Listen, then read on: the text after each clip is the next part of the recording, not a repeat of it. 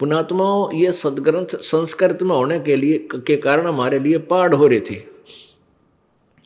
और संस्कृत पढ़ने वाले चंद व्यक्ति होते थे, वो समझ नहीं सके क्योंकि उनके पास मास्टर की नहीं थी। वह मुख्य चाबी, मुख्य ज्ञान कबीर जी का, वो पांचवा वेद नहीं था, तत्व ज्ञान उनके पास नहीं था।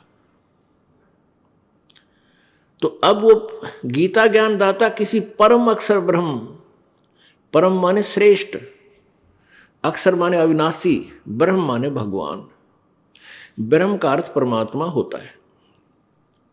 यदि ये और नकली ब्रह्म ना होते तो एक ब्रह्म शब्द काफी था, सफिशिएंट था, पर्याप्त था। लेकिन ये और ब्रह्म है, और भगवान है, स्वामी है, मालिक है, प्रभु हैं, इसलिए परम अक्षर ब्रह्म कहा गया। जैसे गीता जी अध्याय नंबर 15 के श्लोक नंबर 1 से लेकर 4 में, उसमें बताया गया कि उल्टा लटका संसार रूपी वृक्ष है, जिसके ऊपर न तो पूर्ण परमात्मा है रूपी जड़ समझो, और बाकी तीनों गुण रूपी शाखा, रजगुण ब्रह्मा सतगुण विष्णु तमो शिव। प्रथम मंत्र 15 में जाएगा, प्रथम मंत्र में बताया है। और चौथे में फिर कहा कि जब तत्वदर्शी संत मिल जाता है, उसके पश्चात उस परम पद परमेश्वर की खोज करनी चाहिए, उस परमेश्वर के परम पद की खोज करनी चाहिए, जहां जाने के बाद जीव लौटकर फिर संसार में कभी नहीं आते, अर्थात पूर्ण मोक्ष प्राप्त करते हैं। गीता ज्ञानदाता अपने बारे में कहता है चौथे अध्याय के 5वें श्लोक में, अर्जुन तेरे और मेरे बहुत जन्म हो चुके हैं, तू नहीं जानता मैं जानता हूं। फिर 9वें श्लोक में कहा है चौथे अध्याय के में कि मेरे जन्म और कर्म अलौकिक है। इससे सिद्ध है कि गीता ज्ञानदाता जन्मता है और मरता भी है, क्योंकि मेरे और तेरे जन्म बहुत ओलिए। गीता अध्याय नंबर 10 के श्लोक नंबर 2 में स्पष्ट किया है गीता ज्ञानदाता ने कि मेरी उत्पत्ति को,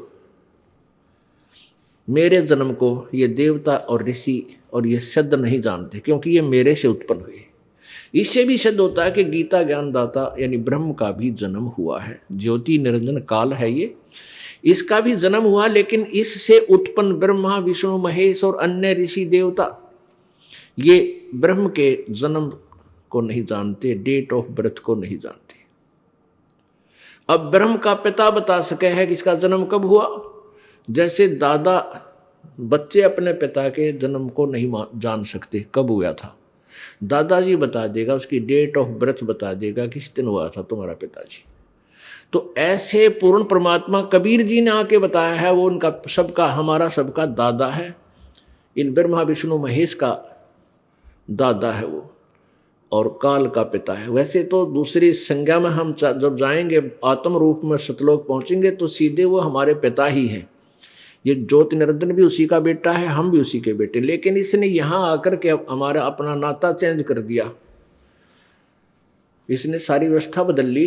तो यहाँ हम इस दृष्टिकोण से बता रहे हैं कि पूर्ण परमात्मा कबीर जी सत्य पुरुष परम अक्षर ब्रह्म, ये ब्रह्मा विष्णु महेश का दादा है और काल का फादर है।